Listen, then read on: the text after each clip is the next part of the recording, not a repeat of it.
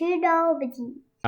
Couple of really quick rapid fire questions, and then we can kind of wrap up if you're okay with that. So these are some of the top search questions that I found that people had. So are expired probiotics still good? Well, when we say expired, we mean that the end of shelf life, so you shouldn't really take them. Having said that, we actually published a study showing that there were some organisms alive even quite a while after expiry date. So therefore, it depends on what should really happen is they should do a study that says, say, 10 to the 9 will give you an effect, but 10 to the 7 will not give you an effect.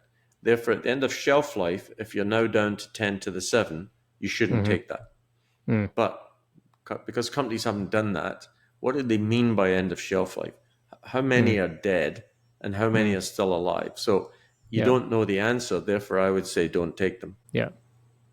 But there's probably organisms still alive in it. Depends on how they've been handled. I mean, if they've been left out in the sun, or they've been left in the air, or the organisms have had moisture, and then they can grow and multiply in the capsule and therefore die. But I would say no, don't take them. Yeah, yeah, and that goes back to like having the adequate amount too, right? Yeah.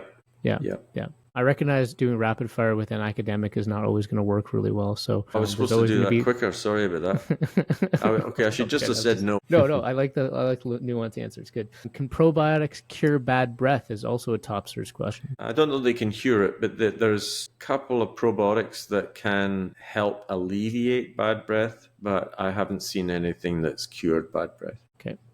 Probiotics for acne. People are interested in that. There's some nice work being done on acne, psoriasis, these types of things. Curing it, I'm not so sure, but having an effect on it, I think there may be some data on that. So I'd be optimistic, but how would you apply it? So there's the theory that you have to apply it orally because there's an immunological reaction to some of the, psoriasis. In terms of acne, do you apply it locally? In which case, what strains are approved to be applied locally?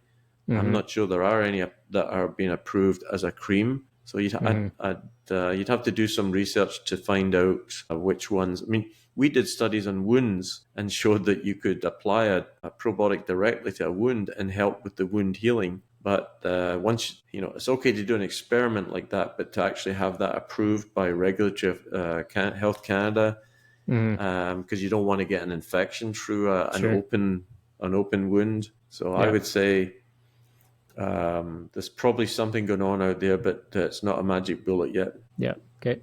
Are probiotics good for bacterial vaginosis? Yeah. Yes. So there's the strains that we worked on. I've no conflict of interest with that now. And there's a new product out on the market from Seed, and I'll declare that I consult for Seed.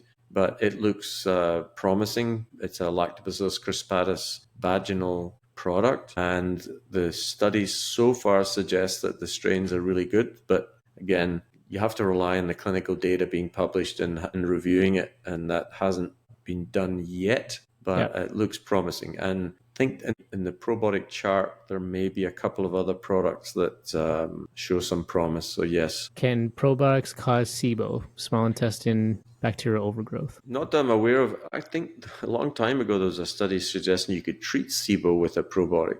I think it was NCFM was the probiotic that they used, but I haven't seen any evidence that you would get SIBO because of taking a probiotic. Yeah, great.